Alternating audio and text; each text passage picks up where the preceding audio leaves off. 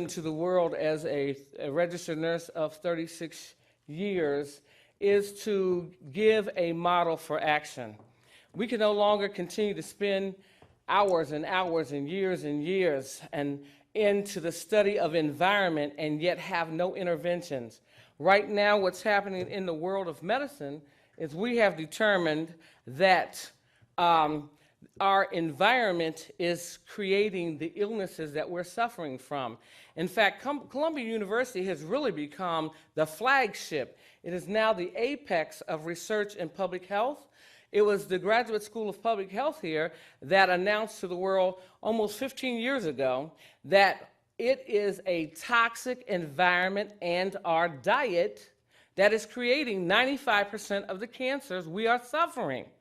The issue has become, what are we doing about the environment? After being a nurse for almost 30 years, my husband died in Washington, D.C. I was on the faculty of nursing education at Howard University in Washington and a clinical faculty at the National Institute of Health. I came home to Ohio because my husband did not want me to raise our sons in Washington, D.C. I brought this house, $255,000. I had no idea Ohio was the apex of uranium, off-gassing as radon. It is highly radioactive. And I was totally blown away that the New York Times was more concerned about what was happening in Ohio than the newspaper publications in Ohio. It was the New York Times that wrote 22 years ago, Ohio is a mini Hiroshima. Furthermore, they subtitled that the mini Hiroshima is near Cincinnati. So I was really astounded when the American Red Cross came out and said Cincinnati has more cancer per population than any other major city in the United States. And in this house, I developed breast cancer. In this house, my children were exchange students in Penang, Malaysia, and so they weren't even in the house. My husband died. We relocated back from Washington, D.C. to Wilmington, Ohio, which is a northern suburb of Cincinnati. I brought this house from the school board president, and within the first week of living in this house, I started getting sick, just feeling sick and weak and listless and lifeless. And my legs would hurt in the morning. I'd be sleeping in bed, my arms would just fall asleep. It was like they had no circulation. They was in so much pain, I had to hang them off the bed and shake them in the middle of the night. What happened to me, my son came home to this house, a 7-foot happy-go-lucky guy, came in there and turned into a raving maniac, disrespectful, belligerent, and raging. And I'm like, I know your father has died, but this behavior is totally unacceptable. And we went to counseling. The counselor said, let us get an evaluation of his brain. Something's going on here. He's losing too much energy and he's just staying in a manic state of aggression and anger. Went to the doctor. They used an instrument on him called a PSC, a psychosomatic energetic machine that evaluates the energy of brain waves. And it was developed by a German scientist so that you could see energy waves, the potential, and measure the potential of energy waves in the brain. The theta, the delta, the alpha, and the beta waves. And so here they took a reading of my son's theta wave, and the doctor came out looking like he saw a ghost. Doc, your son has lost 60% of his brain theta wave. I'm like, from what? That led me to a conference in Canada where a doctor walked up to me the second day of the conference and said, do you have ants in your house? Ants? I said, they've moved in carrying me around. I'm about ready to charge them rent. And then she said, ants only infest houses that are too toxic for humans to live in. I'm like, are you kidding me? She said, run and get you an engineer to check your house because it could be a life or death situation and unplug everything electrical. When those engineers came, they took this meter from the military. You put a meter up here for me? Oh, you have it with you. Okay, excuse me. I just need the stencil. They took this meter from the military that you see on this presentation. They stuck this meter that was developed by a nuclear engineer from the Army in my sockets. They measured the radiation from the basement to the crown to the top floor of my house, and they said, we do not know how you are alive. Electrical convergence in your house should not be higher than 50. Everybody say 50. 50. Say it again, 50. 50. And the radiation convergence in my house, as you can see, was 1,032. At 1,032, that is enough to give you cancer. Because what we absolutely know about electricity now is that electricity creates reverse polarity in the body, so you become imbalanced. And let me speak that more plainly. When you have sustained electrical current, it decreases oxygen absorption in the body. That's why electricity has always been classified as a Class B carcinogen. It's always been classified as non-ionizing radiation.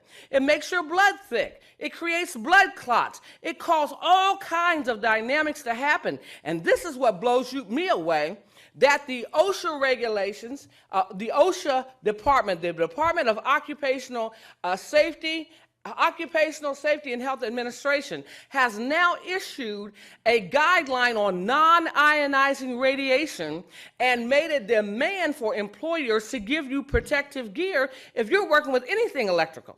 Because when you touch something electrical, it's the electricity from that current, from that circuit, binds with your electrical current, pulling your electricity from your body into it. And it will change the molecular flow of electricity at your cellular level. That is why the National Institute of Health is saying the probable cause for autism is high electrical currents in the house. You see at the top photo, this photo, you see that up here, you see 1,332, that's Graham-Stetzer units. I don't blame the nuclear engineer. He said, listen, if I'm going to be beat up for telling people electricity will kill you, I might as well name the current after me or the measuring device after me. 1 Graham-Stetzer unit has the equivalence of 1 hertz.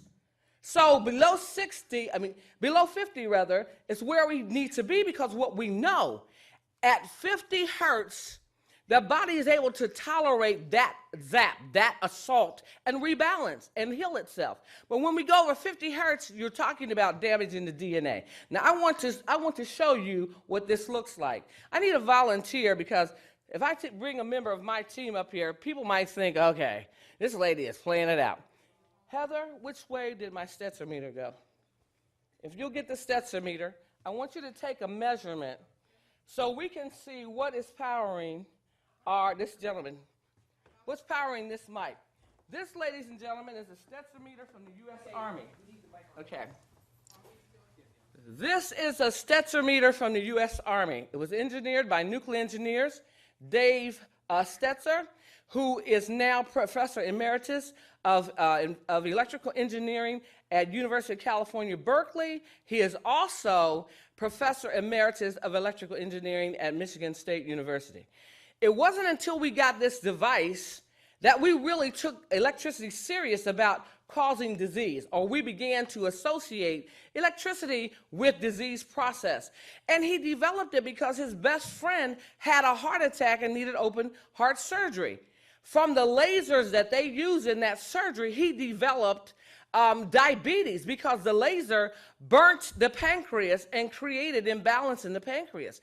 And he developed this machine so that doctors and nurses could better control electrical interface or keep electrical radiation low in hospital environments so people could heal and they could rebalance. So here we're going to find out exactly how high is electrical interference on this podium.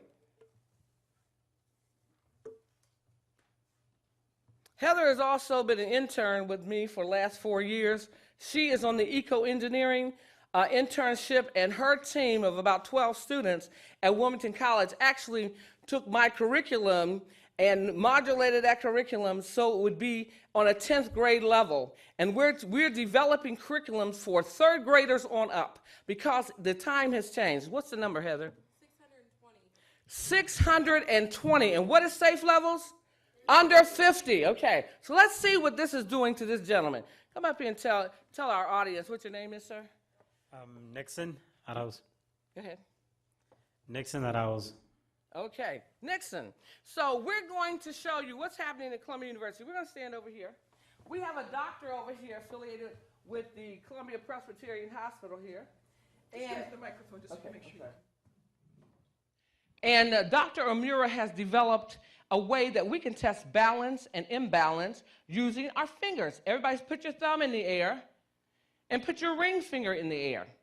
Now, if you go online and look up Bedort testing, B-D-O-R-T, which stands for Bidigital O-Ring test, you'll find you can go through all these fingers and see which ones hold strength when you are out of assault, when you're not having anything, no chemical, no radiation assaulting you. So I'm going to have you stand right here in this field.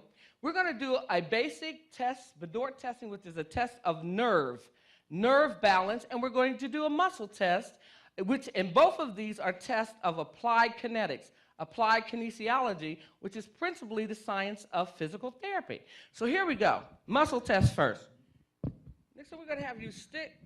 Heather, can you come and hold the mic for me, please? We're going to have you extend your arms like a tree, and we're going to find the bony prominence on his wrist. Everybody look at the bony, find the bony prominence on your wrist. And here, 2 fingers, you're going to extend over the bony prominence. You're going to ask your participant to resist. 1, 2, 3, resist. And he has balance without stress.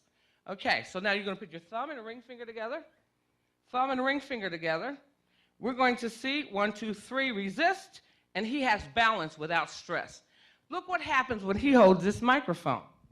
Because this microphone is being powered by over 600 gram-stretcher units of radiation, or over 600 hertz. Now watch this. To the nerve, 1, 2, 3, he loses energy uptake. Because within less than 10 seconds, his electrical system already has bound to this wireless electrical system. To the muscle, 1, 2, 3, he loses complete energy.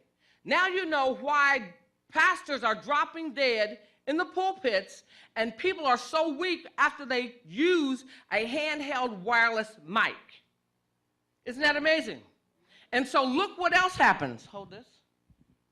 I need you to take your left hand. Everybody put 2 fingers in the air. If you want to find out where radiation is in your body, your fingertips are diagnostic instruments. I want you to take your 2 fingers and put them right here on your chest wall. That's the proximate area of the tricuspid valve, which is on the right side of the heart, and it's receiving blood returning back. Look what happened to the muscle wall. Fingers together. 1, 2, 3, go. Look at that, because the radiation went from the mic dead into his heart. Do you think we need to do something about this, ladies and gentlemen? Yes, we do. Because it's not just the electricity in the mic. We've got to be a change agent for the salvation of yourself, your children. This is where autism is coming from. Imagine if he holds electricity and this is what's happening to him. What in the world is happening to him is his head is laying in an electrical field. So let's do something about it. Thank you, Heather. Okay, don't go anywhere. We're going to do something about it. We still need Heather. Thank you, Dr. Wallace. This is my nanotechnology. This is a tube full of a passive device that is lifeless without this harmonic film. You cannot see this, but this has, you can see this, can't you? This has black specks in it that is the same fabrication of this. Now watch this. When I put this in this tube, it turns it on. So Heather is going to hold this. You're going to hold the mic. We're going to just count to 3. Let's go. 1, 2, 3. Muscle out. 1, 2, 3. Resist. Rock solid. No energy loss to the mic and to him. Because this has created a wireless vortex that went out into this auditorium. Oh, I'm grabbing this for the mic.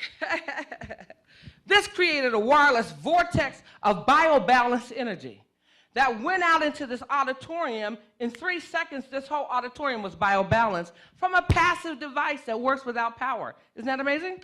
If I take the harmonic out, hold the mic again, hold this straight up, 1, 2, 3, extra. There's no energy to balance him. There is none. So we have created a system by which we can rectify environments by a team of engineers from the military. I just endorsed the fabrication. You've been fabulous. Everybody with me now? let's move forward. This technology took the gold medal for the United States in a 44-nation competition. Not only do we have it for your home, we have it for your cell phone. We are changing lives, and this technology is how I healed myself of breast cancer. It's how I walk today. I use it as an artificial nerve. Can you put this back on the table for me? I use it as an artificial nerve in my shoe. And so let's move forward. We have one mission, protecting the genetic code. We've already lost 98.5% of our ability as a nation to protect the unborn. That's what autism is all about. Children, babies being absorbed with racism. That's one theoretical framework. Excuse me, babies being born with radiation. I heard, my mind is still going around on that whole racism component. That is deep with that HIV, I'm telling you. Anyway, our babies are being absorbed with radiation. Where are they getting it from? They're getting it from laying in their beds. Their cribs have a spring in it, a metal infrastructure in the structure of the cribs, and a metal frame that the mattress is laying on. If that crib is pushed to the wall, it will become energized by the electrical current, and it turns into a taser gun. The reason why it is so critical, because if we have men and women sleeping in these high levels of radiation, it alters the DNA, it alters the DNA of the unborn child, and we can actually damage children in the loin of their grandfather. Anytime a child has cancer in utero or in the first year of life, that child's genetic structure has been damaged in the loin of their grandfather. And so being concerned about electrical radiation, about chemicals in the environment, about radioactive gases is paramount. So the model we created deals with the medical, ecological, engineering, and patient care model. It has three components. It has three components because we have to educate people. We have to educate people because we've been made to believe electricity will not hurt you. We didn't even have Parkinson's disease in America until 1887, when electricity came into the workplace. And since we have installed cell phones 25 years ago, we've gone from one child in autism in 20,000 to now 2 children in 91 with autism, because we have not attended to what's in our environment. So we have to educate people to know your environment. You have to self-monitor your environment. You need to know the levels in the wall behind the bed. You need to know the levels coming out from all of your electronics, and how when you plug in TVs, that increases the radiation level even more. Because why? We've turned our houses into giant taser guns. Electricity disassociates the oxygen and makes us weak.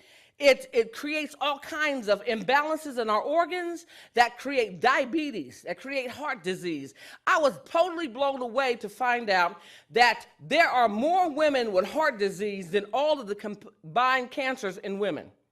And so we've got to shift the paradigm in medicine. Medicine is not enough. A pill is not enough to sustain your health and your vitality. We've got to look at doing something to remediate and retrofit your environment so it can stop taking your life. Our houses are killing us. Say that with me. Our house is killing us. Say it with me. Our house is killing us.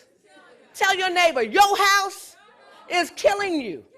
And we have got to get our souls stirred, because our young pastors are trying to preach and teach and educate and inspire, and they do that holding a mic and drop dead with their last breath at 49 years old. Somebody's soul has got to be moved, and stop seeing all these children orphaned in the community because our radiation levels are 1,000, 1,300 to over 2,000. We must make a change. And so this is what blew me away. When I got our colleagues together to study this matter out, when we found out that in medicine, in our international diagnostic codes, we had environmental codes, that we had codes that said the environment will create the disease. I said, are you serious? You mean to tell me we have an ICD-9 code that talks about electrical currents can take your heart out, give you all kinds of rashes and arthritis, contribute to brain to short-term memory loss, dementia and Alzheimer's. We have codes that say that. We have codes that say, CPT codes that say, a doctor can write a prescription for the manipulation and the adaptation of your environment. If the electricity is causing the problem, he can write a prescription to have engineers come to your house, remediate the problem, and advocate for insurance companies to pay for it. We've already got Blue Cross Blue Shield to pay for a set of these tubes for a child that was born with seizures, had 15 seizures a day, never walked, never talked, never learned. She sat just like lifeless in a walking apparatus all day. Within 24 hours of having her home remediated, she spoke her first word. By day number 3, her seizures went from 15 a day down to maybe 1 or twice a week. Now she's been 2 years in the environment. She's walking, talking, learning. Had the audacity to send me a video on Monday of her swimming across the swimming pool. We can make a difference. We can make a change. The environment has to become part of the protocol. Environmental remediation has to become part of the protocol of our patient care regimens. So the evaluation component of this model directs evaluation of the environment in addition to evaluation of the patient, the history, and the disease process.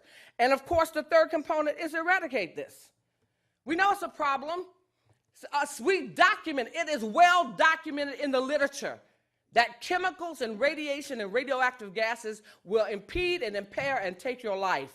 As a result of the Cleveland, Ohio, the city of Cleveland, suing the EPA for $180 million because the city of Cleveland is so toxic that people are leaving it in droves. And the Cleveland Clinic is advocating every day on Capitol Hill to get something done about the chemicals, the gases, and the radiation, and the electromagnetic interference.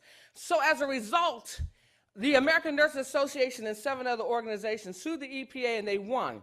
They had to fully disclose chemical convergence across the United States. You can go to this link, and you can find a complete listing of chemical convergence in your neighborhood. Over 128,000 schools were named as toxic schools, sick schools in America. How many people, just by the show of hands, how many people knew that this information was available? Anybody? This information has been available for 4 years. You can actually find out what chemicals are in your neighborhood just by knowing, going to this link and typing in the name of your school.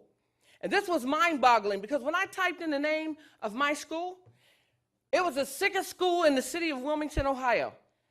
It was converging with sulfuric acid, manganese, and hydrochloric acid, which is a chemical cocktail to make you lose your mind. It can put you in a state of manic aggression. And here my son was having a hypersensitivity to the reaction, not only to the electrical radiation, but to the chemicals that were converging, and 2 blocks away from us is the most toxic school in the city. This is the radiation maps. You can go to the EPA and look up the radiation radon maps. You will fully find out, they will fully disclose to you what are the radiation uranium levels that have potential gas toxicity for you. This is the state of Ohio. I live in this general area right here, in the Cincinnati area that borders Kentucky down here. And you can see that's approximately my little county, Clinton County right there. We have had a mass exodus out of our city because we were the home of Airborne Express, which was purchased by DHL. How many people have heard of DHL? It's International Express. DHL spent $40 million plus to move to our little town, stayed 18 months, and spent almost 1.5 times that to get out of town. Now, we all understand the value of $1. What would make a corporation get out of town in 18 months when they've purchased the only private airport in the United States? And so as a result, this very hour, you cannot drink the water because of the levels of contamination of ionized radiation. We cannot drink the water in our city. Everybody on my street has cancer.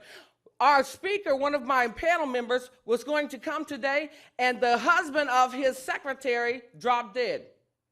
There was 9 funerals that went past my laboratory last week. Masses of people are dying, and yet all my family is there. 15 generations of my family. I have nephews battling cancer. There's no way I can leave my family defenseless, because I was birthed out of a family where we love one another, we protect one another, and they have so much infrastructure in businesses and so forth that we have had to arm together and fight. Because the good news is we can correct and stop the assault of these chemicals and these radiation levels against us by having the proper infrastructure, the proper mitigation, and proper ventilation in our homes. We've got to air the homes out. We've got to lower the radiation levels so we can live. And that's what I'm fighting for. That's what I'm a change agent for. That's what I came to Columbia University for, because when you come to Columbia, you are birthed to be a change agent, and you are sent forth,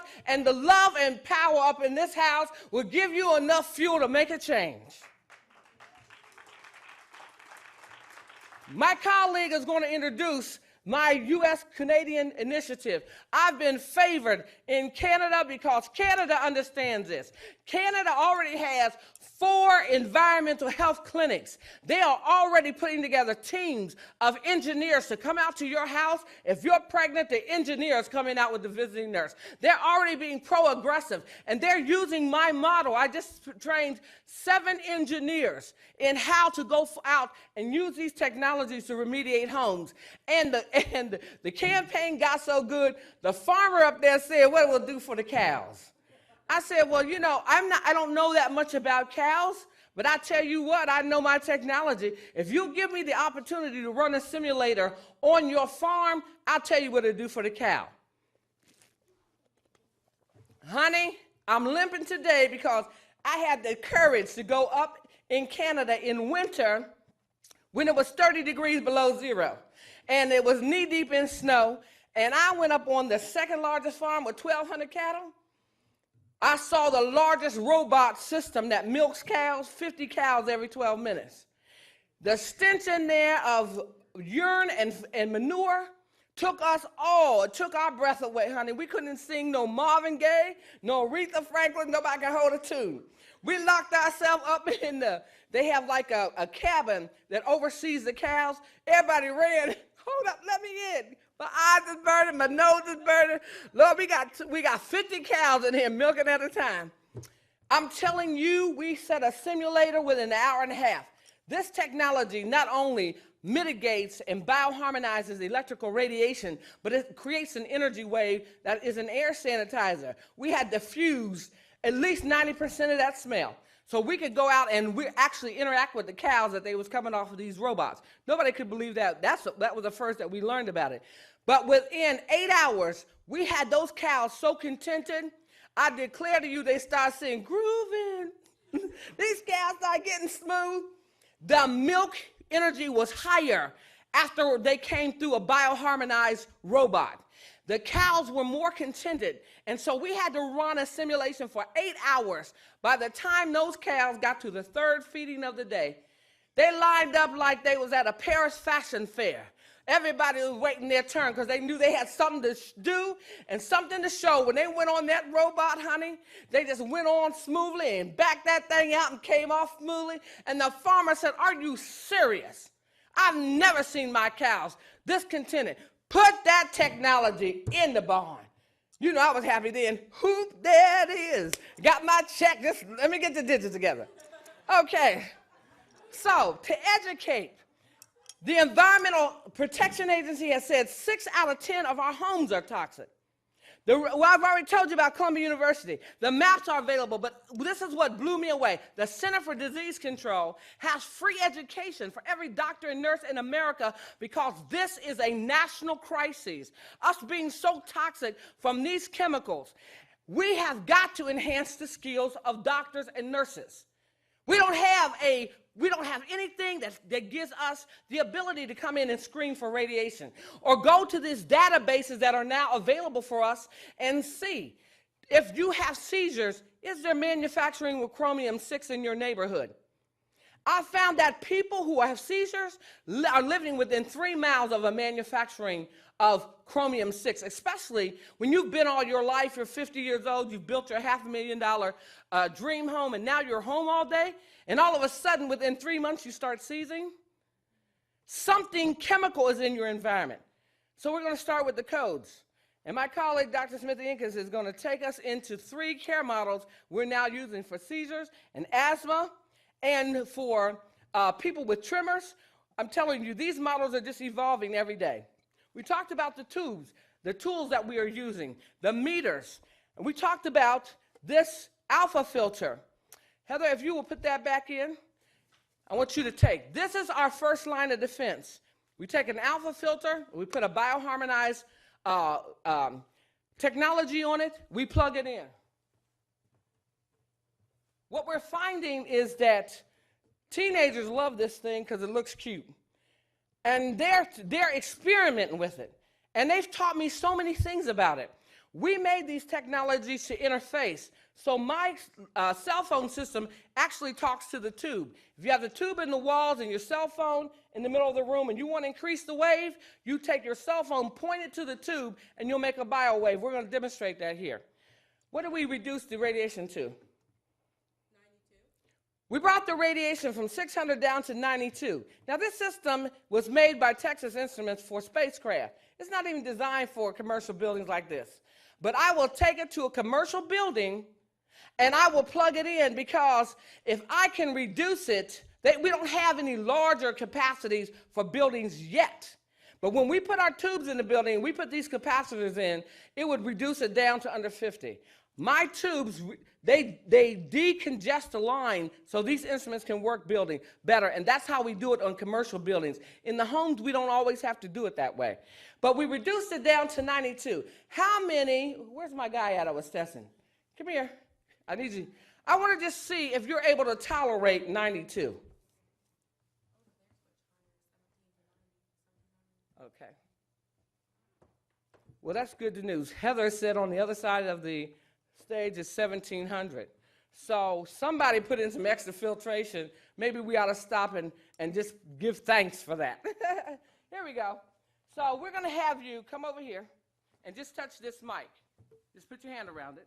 Now let's see if your muscle can tolerate that. 1, 2, 3, go. Give me resistance. 1, 2, 3, resist.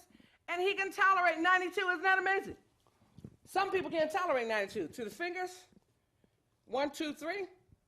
Give me all your strength. 1, 2, 3. He can tolerate 92.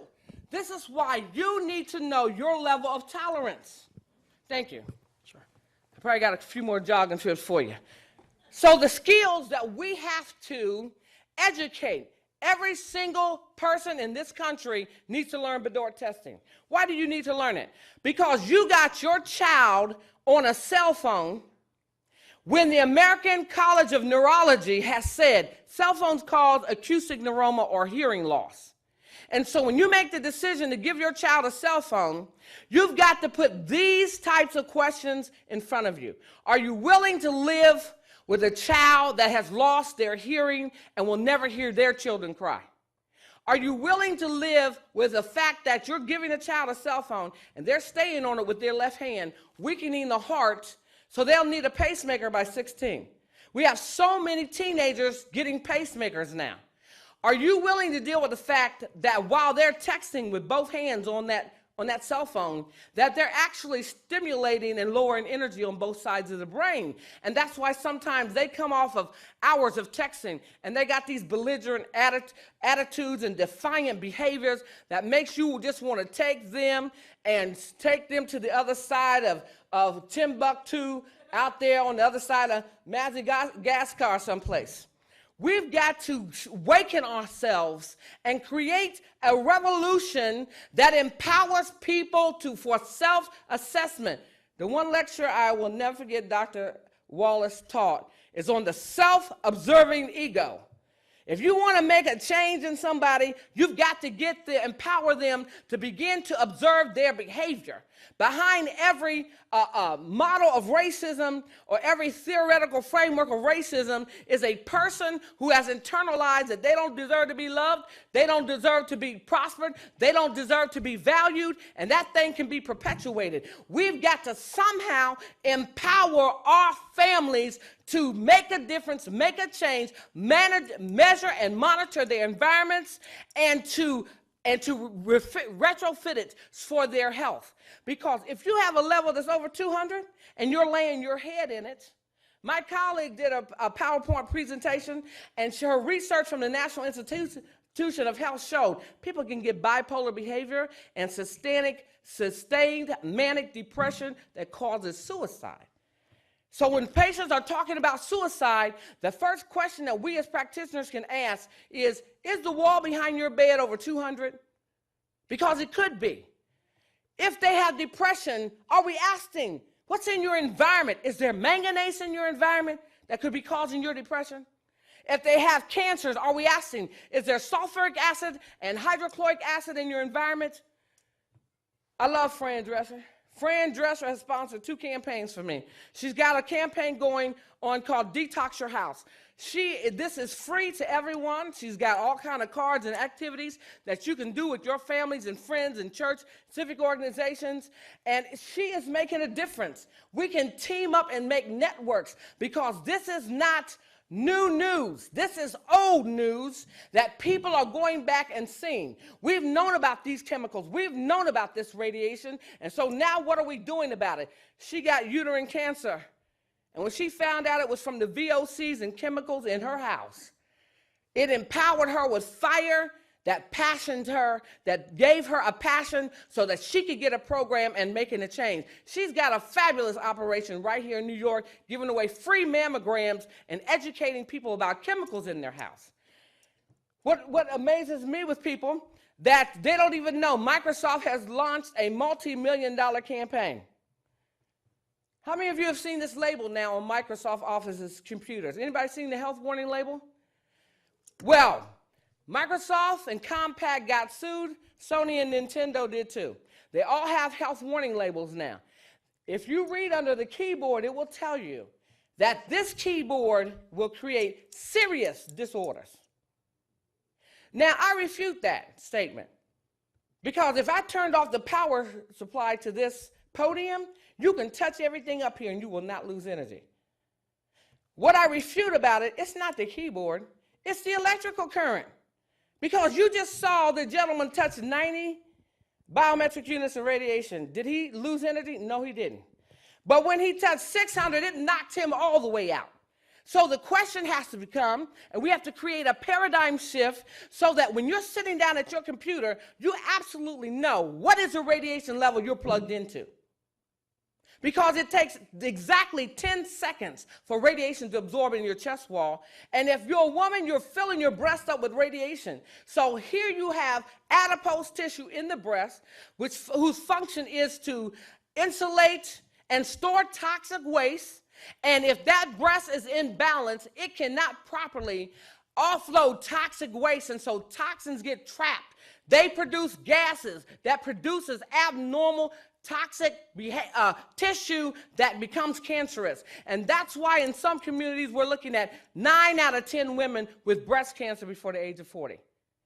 We've got to start educating. What are you plugged into?